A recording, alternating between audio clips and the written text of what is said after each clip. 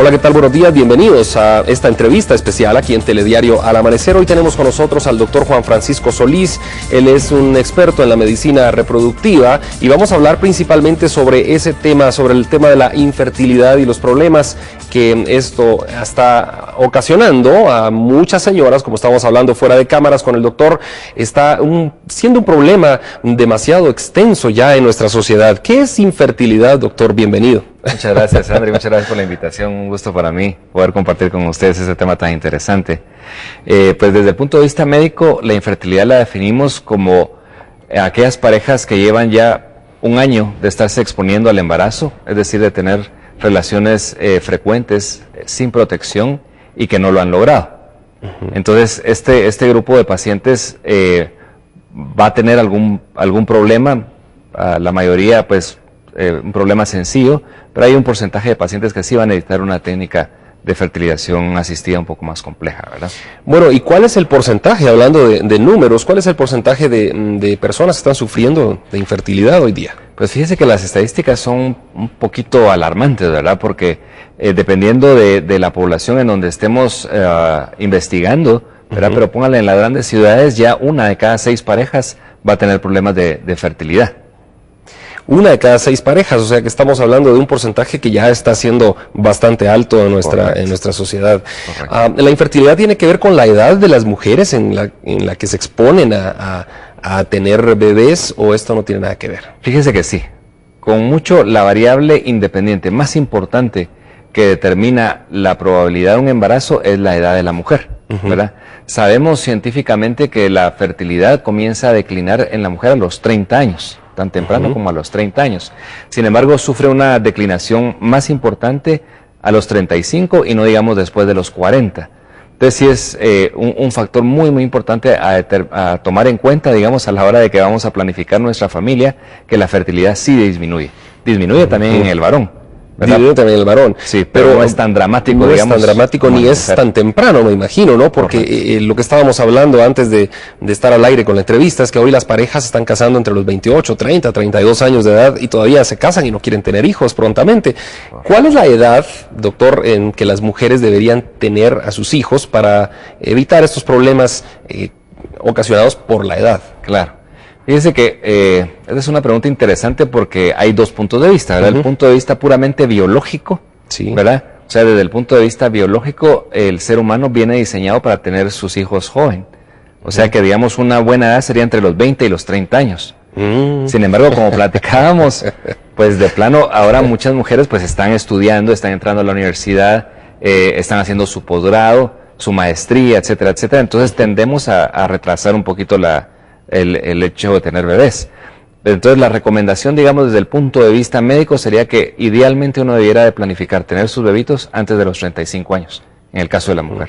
Después de los 35 ya pudiera venirse cualquier problema de estos. Después de los 35 la probabilidad de que se dificulte es mayor y la probabilidad de que se compliquen los embarazos también es un poquito... Y si una mujer ya tuvo un hijo antes de los 35, todo normal, y quiere ahora tener otro, pero ya pasa 35, tiene 38, casi 40 años, ¿es prudente hacerlo o ya no es recomendable? Pues fíjese que sí, no, la verdad que sí se puede. De hecho, la mayoría de pacientes que nosotros vemos pues son pacientes arriba de 35 años, ¿verdad?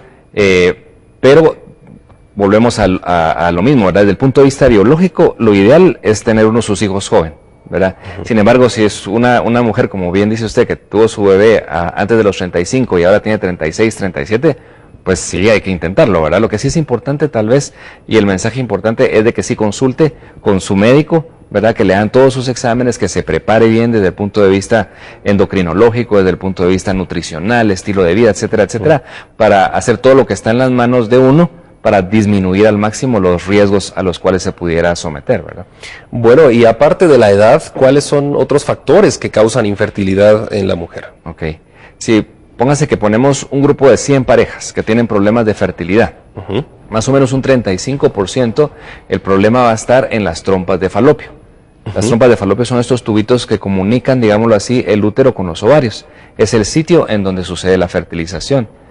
Entonces, en este 35% de casos, el problema está en las trompas de falopio. Pueden estar obstruidas las trompas de falopio o pueden estar dañadas, sostenidas por adherencias, etcétera, etcétera, o una enfermedad que se llama endometriosis. El otro 35% lo componen el factor masculino, que muchas veces no creemos que nosotros pudiéramos tener problemas también, ¿verdad? Pero es tan frecuente como el 35%. Y hasta en un 50% de todos los casos de infertilidad está involucrado el factor masculino. Qué interesante. Entonces, eso, sí. ¿no? Entonces, en el caso del hombre, pues uno puede tener un conteo bajo de espermatozoides, puede tener una disminución de la movilidad de los espermatozoides, o puede tener problemas con la morfología, con la forma de los espermatozoides. O incluso hay varones que no tienen espermatozoides en el eyaculado.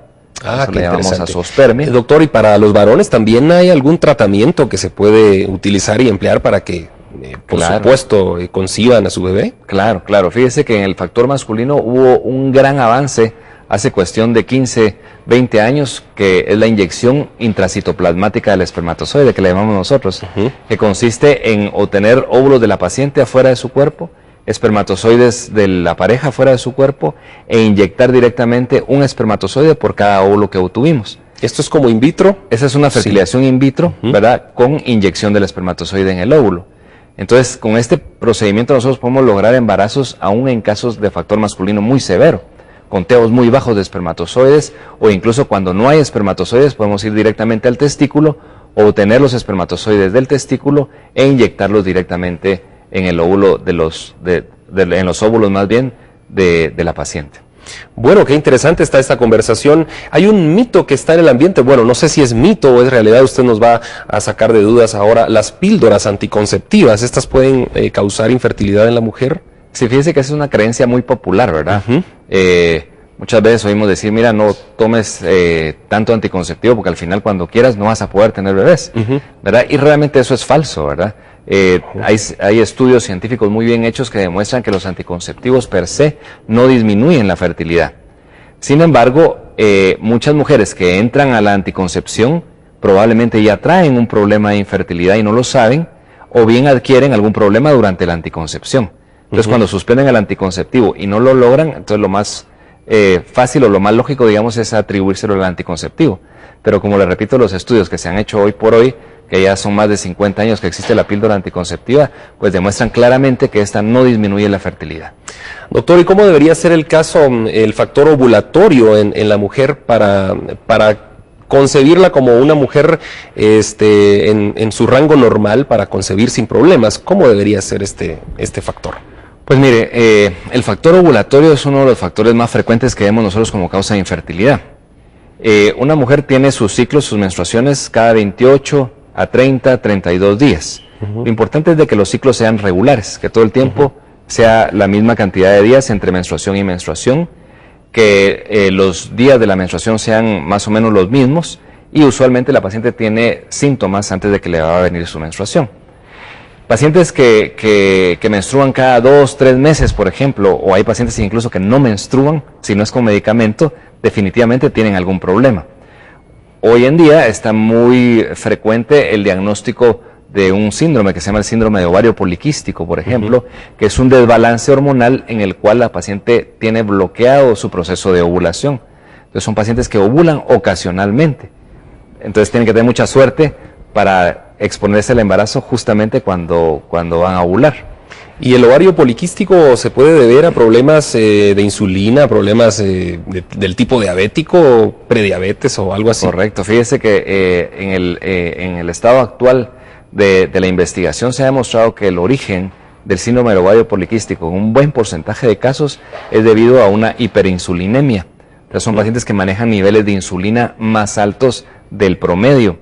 Entonces este exceso de insulina provoca un aumento en unas hormonas en el ovario que se llaman andrógenos, lo cual hace que, por ejemplo, crezca vello un poquito más de lo normal en las piernas o incluso en la carita, ¿verdad? Hace que estas pacientes puedan padecer de acné, caída de pelo, aumento de peso, y a nivel ovulatorio inhibe la ovulación. Entonces es todo un síndrome que sí tiene una predisposición genética en estas pacientes a que puedan padecer de diabetes en el futuro, o el famoso síndrome metabólico, que también es otro tema interesante, ¿verdad? Un examen de insuficiencia a la insulina sería fantástico en este caso, ¿no? Para descartar este tipo de... Correcto, sí, lo que hacemos es una curva de tolerancia a la glucosa, le llamamos. Entonces le tomamos un nivel de glucosa en ayunas, le damos una bebida que contiene 75 gramos de glucosa y 2 horas después volvemos a tomar los niveles de azúcar. Entonces, en estos pacientes usualmente en las 2 horas después de la ingesta de la carga de azúcar, tienen niveles un poco más elevados que el promedio de la población. Qué interesante. Bueno, está interesantísima la plática. La metformina es un medicamento que ayuda en este sentido, ¿no? Correcto, correcto. La metformina precisamente es un sensibilizador de la insulina. Entonces, el efecto final que tiene es disminuir los niveles de insulina y eso ayuda a liberar el ovario. Sin embargo, la metformina solita no es suficiente. Hay que combinarlo con un inductor de la ovulación si el propósito es lograr el embarazo, o combinarlo con un anticonceptivo oral precisamente si no es el embarazo el que se quiere en ese momento. Doctor, hemos hablado por supuesto a grandes rasgos de diferentes problemas de infertilidad. ¿Algún otro factor que cause la infertilidad y que no lo hayamos tratado esta mañana? Sí. ¿Cuál sería? Sí, digamos hay problemas, por ejemplo, de tiroides, ¿verdad? Que el tiroides determina el ritmo del metabolismo, entonces tiene inferencia en todo el organismo, inclusive en el aparato reproductor. Una paciente con hipotiroidismo, con hormona tiroidea baja, va a tener problemas de fertilidad, o con el otro extremo, que es hipertiroidismo, también va a tener problemas. Disfunciones sexuales también, que las vemos cada vez más frecuente con nuestra época de estrés, ¿verdad?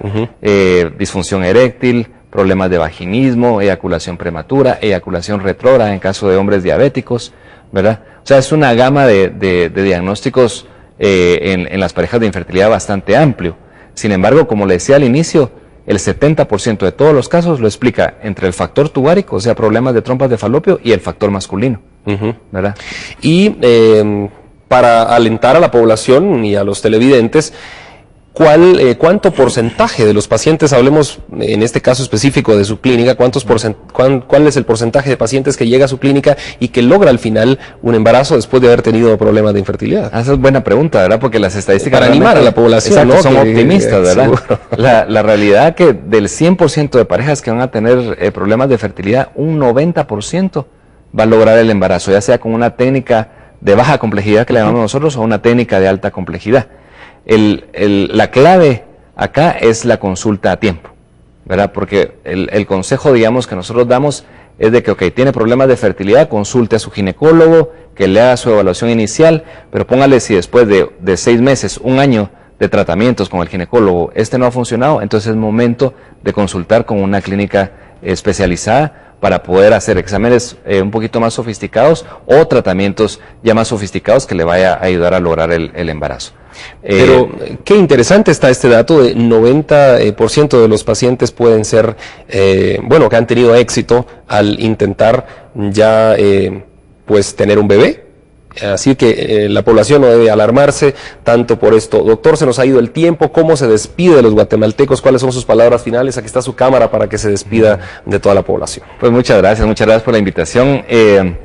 Como le repito, las estadísticas son optimistas, así que mi consejo para la gente es de que si tiene un problema de fertilidad, pues consulte al lugar adecuado para poder ofrecerle las opciones que actualmente la ciencia le puede dar, ¿verdad? Tener fe, tener esperanza y paciencia sobre todo, porque estos tratamientos usualmente son tratamientos largos que requieren de paciencia, requieren de mucha fuerza de voluntad, ¿verdad? Así que ahí estamos a la orden, ¿verdad? Doctor, muchas gracias por habernos acompañado en Telediario al Amanecer. Hemos tenido con nosotros al doctor Juan Francisco Solís, es un experto en medicina reproductiva. Y vamos a tenerlo próximamente. Quisiera hablar sobre los ovarios poliquísticos y que entráramos en ese tema un poquito más de la insuficiencia a la insulina y todo esto, para que las mujeres que nos vean y los hombres también podamos estar capacitados, enterados, informados aquí a través de Telediario al Amanecer. A usted en casa, gracias porque siempre nos acompaña en este segmento. Vamos a la pausa, pero hay más noticias. No nos cambie, ya regresamos. Doctor, muchas gracias.